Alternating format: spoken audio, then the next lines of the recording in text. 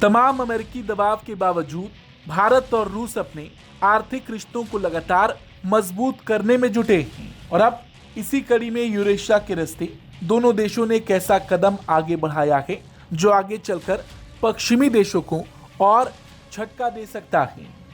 दरअसल कुछ दिन पहले मॉस्को में भारत और रूस की एक बैठक हुई जिसमें रूस के फर्स्ट डेप्यूटी प्रधानमंत्री डेनिस मोंटोरोव ने भारत और यूरेशियन इकोनॉमिक यूनियन यानी ईएयू के बीच प्रस्तावित फ्री ट्रेड एग्रीमेंट को लेकर बड़ा बयान दिया।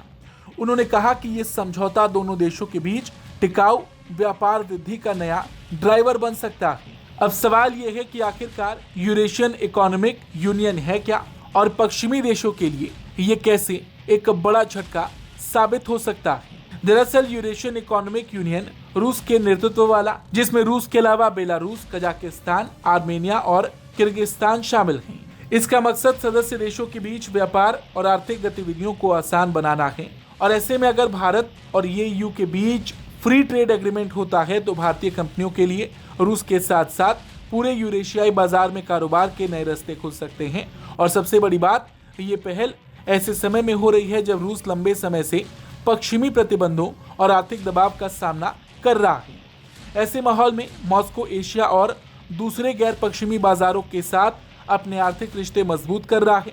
वहीं भारत भी अपने व्यापारिक साझेदारों और सप्लाई चेन को ज्यादा विविध बनाने पर जोर दे रहा है। और अगर ऐसे में भारत और यूरेशियन इकोनॉमिक यूनियन के बीच कोई समझौता होता है तो ये अमेरिका और उसके सहयोगी देशों के लिए एक बड़ा झटका होगा, क्योंकि लंबे वक्त से अमेरिका और उसके सहयोगी देश भारत पर दबाव बना रहे हैं कि वो किसी भी तरह रूस से अपने व्यापार को रोक दें। हालांकि यहाँ पर हम आपको बता दें कि भले ही अमेरिका भारत पर दबाव बना रहा हो, लेकिन भारत ने भी रूस का साथ नहीं छोड़ा है।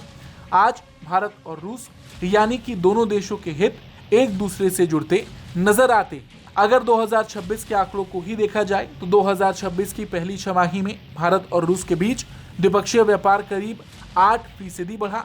रूस अब चाहता है कि दोनों देशों का कारोबार सिर्फ तेल, गैस और फर्टिलाइजर तक सीमित ना रहे। कृषि उत्पाद, मशीनरी, धातु, फार्मा, औद्योगिक उपकरण और दूसरे क्षेत्रों में व्यापार बढ़ाया जाए। डेनिस मोंटोरोव ने भी इस दिशा में भारत में होने वाली इनोप्रॉम इंडिया प्रदर्शनी का जिक्र किया और कहा कि ये दोनों देशों की कंपनियों के लिए नए साझेदार तलाशने और संयुक्त प्रोजेक्ट शुरू करने का मंच बन सकती है। ऊर्जा के मोर्चे पर भी भारत रूस सहयोग को आगे बढ़ाने की तैयारी है। रूस ने कुडनकुलम परमाणु ऊर्जा परियोजना को दोनों देशों के सफल सहयोग का उदाहरण बताया।